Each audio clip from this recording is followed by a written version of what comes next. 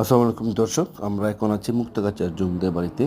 এটি 1725 সালে মুক্তাগাছার শহরে জমিদার মুর্শিদ খালিকা এই বাড়িটি নির্মাণ করেন এবং তিনি নির্মাণ করার পরে শ্রীকৃষ্ণ আচার্যকে পুরস্কার হিসেবে এই বাড়িটি উপহার দেন এবং এ বাড়িটির পূর্ব নাম ছিল বিনোদন বাড়ি।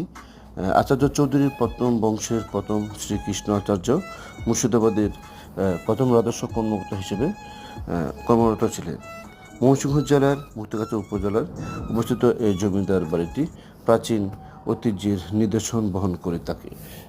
জেলা শহর থেকে 15 থেকে 16 কিলোমিটার পশ্চিমে ময়মনসিংহ মহাসড়কে এই বাড়িটি কাছেই অবস্থিত এবং এখানকার জমিদার বাড়ি ব্রিটিশ রাজন্য প্রথম রাজা এবং পরে মহারাজা উপাধি পাওয়ায় এই জমিদার বাড়িটির রাজবাড়ি হিসেবে খ্যাতি অর্জন লাভ করেন।